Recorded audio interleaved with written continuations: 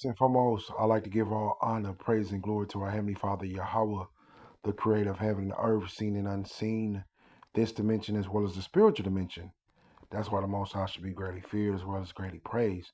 And we give our honor to the true Holy Black Messiah, the King of Kings, royalty himself, Yahweh Shah Mashiach, where our salvation lies, where our hope lies. He is the author and the finisher of our faith.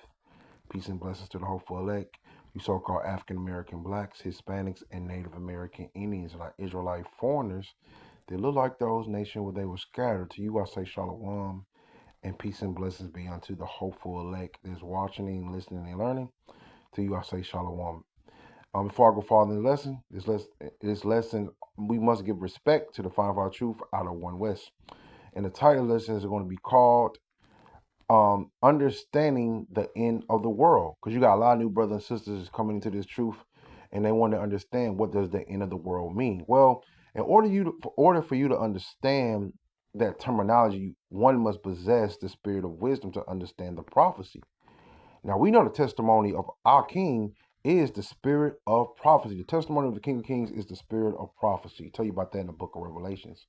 And it was prophesied in the book of Ezra that Esau is the end of the world, and Jacob is beginning that followeth. So it's not the end of civilization as a whole, it's the end of the wicked rulership and those who follow the wicked.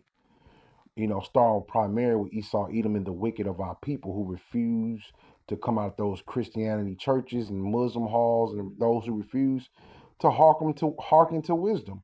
Because when you read the scripture, it tells you that the Most High only loves those who dwell with wisdom.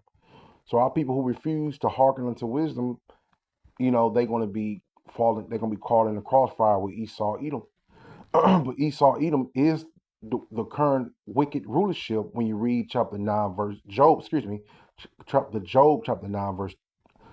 chapter 9, verse 24 explains who is the wicked. So to understand the end of the world is the end of the wicked world, which is Esau, Edom, which is the so-called white race. It's the end of their rulership, and it's the beginning of Jacob rulership. So I know a lot of new brothers and sisters is coming into the truth. They want to get that full understanding of the terminology of the end of the world. The end of the world is the end of the wicked rulership and the beginning of the righteous rulership, starting with the King of Kings himself, as well as the 12 and 144,000 and the 1/3 of Israel.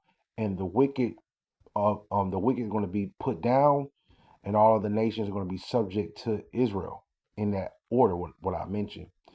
With that, I want to close it out. I want to give all honor, praise, glory to the Most High Yahweh. It's all the praise, son, true, reconciled, King of Kings, Lord himself, Yahweh.